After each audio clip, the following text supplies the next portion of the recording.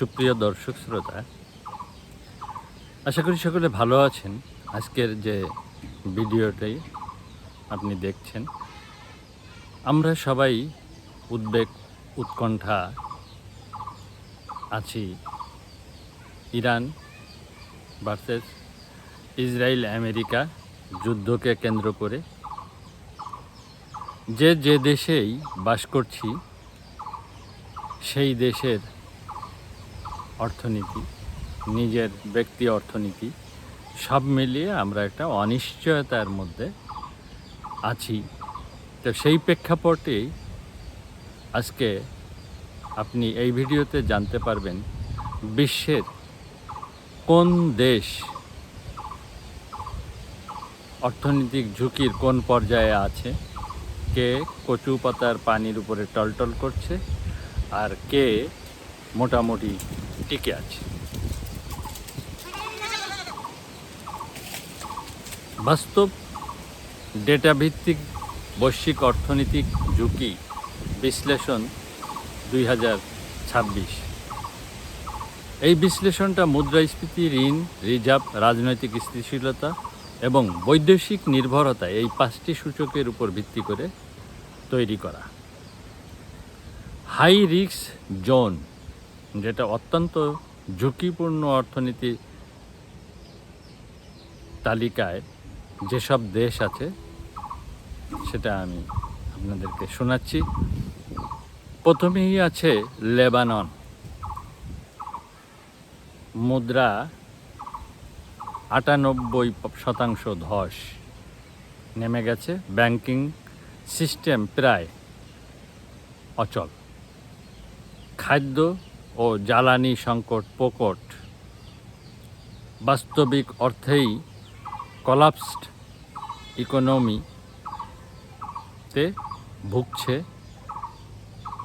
মধ্যপ্রাচ্যের এই দেশটি, যার নাম লেবানন।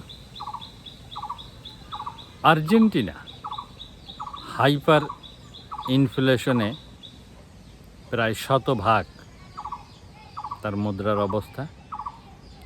তাদের ডলার সংকট প্রকট। IMF এর উপর নির্ভরতা ছাড়া তাদের কোনো বিকল্প নাই। বারবার পুনরাবৃত্ত সংকটে ঘুরপাক খাচ্ছে এই আর্জেন্টিনা। পাকিস্তান বৈদেশিক ঋণের চাপে জর্জরিত এই পাকিস্তান নামক দেশটি। বিদ্যুৎ, জ্বালানি সংকট পাকিস্তানে বর্তমানে প্রকট আকার ধারণ করেছে। রিজার্ভ প্রান্তিক পর্যায়ে নেমে গেছে। IMF ছাড়া পাকিস্তানের টিকে থাকা এখন দায় হয়ে পড়েছে। ইজিপ্টের ঋণের পরিমাণ দিন দিন বাড়ছে। মুদ্রার অবমূল্যায়ন দিন দিন ঘটাতে হচ্ছে। আমদানি নির্ভর খাদ্য, তাদের খাদ্য সংকট প্রকট আকার ধারণ করেছে। সংকট নিয়ন্ত্রিত কিন্তু ঝুঁকি বড়। মিডিয়াম হাই রিস্কের মধ্যে যেসব দেশ আছে তাদের কথা এখন আমি তুলে ধরছি, মানে চাপের মধ্যে।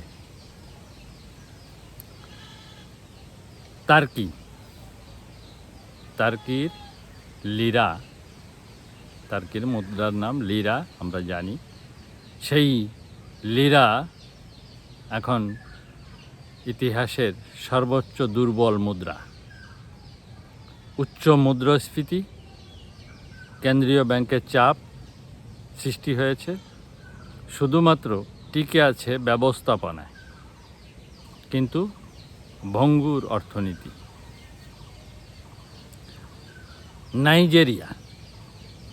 নাইজেরিয়া এদের তেল নির্ভর অর্থনীতি, মুদ্রা অস্থির। জানেন যে মধ্যপ্রাচ্য সংকটের কারণে তেলের বাজার বৃদ্ধি পেয়েছে, সেই কারণে নাইজেরিয়া কিছুটা টিকে আছে। নাইজেরিয়াতে বেকারত্ব বেড়েছে প্রচুর পরিমাণে। তো এই হলো নাইজেরিয়ার অবস্থা। এখন আসি আমাদের প্রিয় মাতৃভূমি বাংলাদেশের কথা। ডলার রিজার্ভ চাপের মধ্যে, আমদানি ব্যয় অনেক ক্ষেত্রেই বেড়েছে, রপ্তানি নির্ভরতা আরএমজি সেক্টর ঝুঁকিপূর্ণ।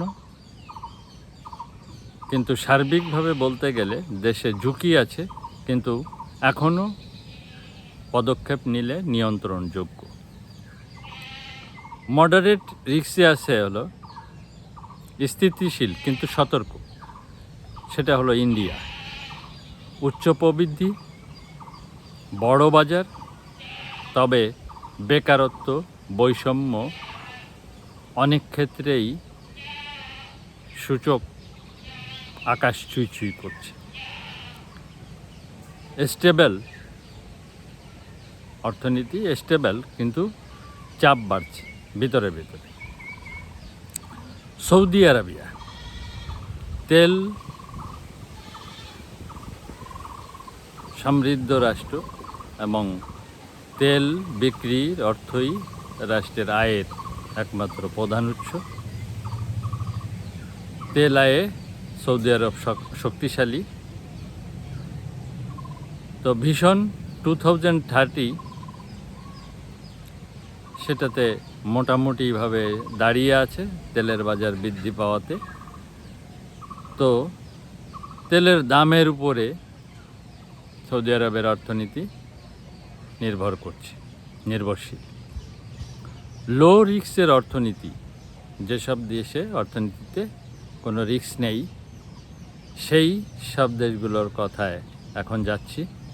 ইউনাইটেড স্টেট মানে আমেরিকা, ডলার, বিশ্ব রিজার্ভ তাদের আছে, শক্তিশালী অর্থনীতি তাদের আছে।